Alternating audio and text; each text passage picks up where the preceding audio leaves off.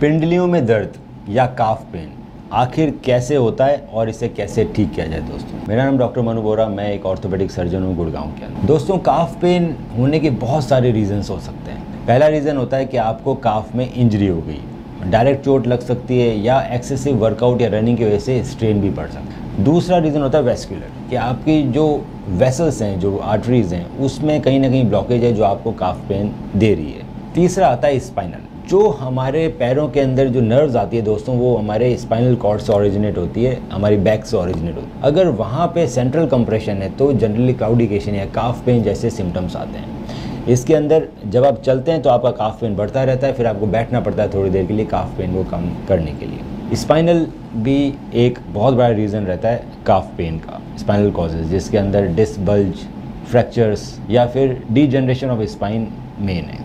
एक और कारण रहता है, उसका नाम है कंपार्टमेंट सिंड्रोम। बहुत सारे एथलीट्स के अंदर कंपार्टमेंट सिंड्रोम डेवलप होना था काफ के अंदर, जनरली जब वो बहुत ज़्यादा उनकी एक्सेसिव रनिंग होती है स्पोर्ट्स के अंदर, तो काफ के अंदर बहुत ज़्यादा प्रेशर बिल्डअप होने लगता है और वो धीरे धीरे कंपार्टमेंट सिंड्रोम का रूप ले लेता है और काफ़ी सीवियर काफ पेन होता है। तो बहुत ज़रूरी है डायग्नोस करना कि आखिर किस प्रॉब्लम की वजह से आपको काफ पेन। अगर आपको काफ पेन इंजरी के कारण हो रहा है तो आप पहले दिन आप प्राइस थेरेपी से चालू कर सकते हैं, PRICE। आपको काफ में इंजरी हुई है, स्ट्रेन पड़ गया है, सो P का मतलब प्रोटेक्शन, थोड़े दिन रेस्ट कीजिए, यहाँ वहाँ घूमिए मत। R rest, PRI ice packs, ice fomentation बहुत अच्छे रहते हैं। C कंप्रेशन, आप क्रैप बैंडेज बांध सकते हैं। और E एलिवेशन, रात को सोते समय आप अपने तकिए पे पैर रख के सोइए।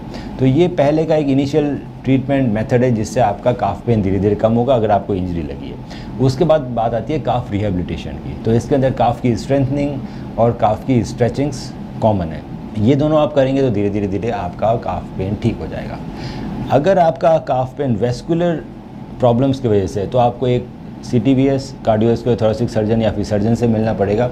वो ढंग से इन्वेस्टिगेट करके बताएंगे कि सबसे सही इलाज क्या रहेगा आपके काफ पेन को ठीक करने। अगर स्पाइनल कॉर्ड कंप्रेशन की वजह से आपको काफ पेन आ रहा है तो इसमें MRI करानी पड़ती है दोस्तों, देखने के लिए कि आखिर किस एरिया में, किस रीजन में कितनी बड़ी डिस्क या ऑस्टियोफाइट आपके नर्व को कंप्रेस कर रहा है। इसका जो ट्रीटमेंट है वो डिपेंड करता है कि आपको काफ पेन के अलावा और क्या क्या सिम्टम्स हैं। सो इसके अंदर रेगुलर एक्सरसाइजेज भी होती है ट्रीटमेंट में।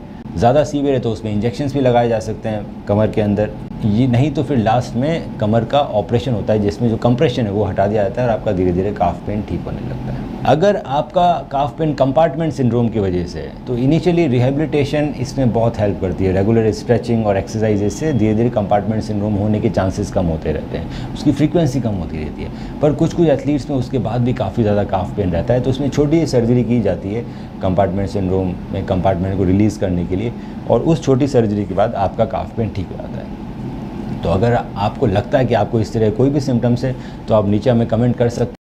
Book your appointment on Pristine Care.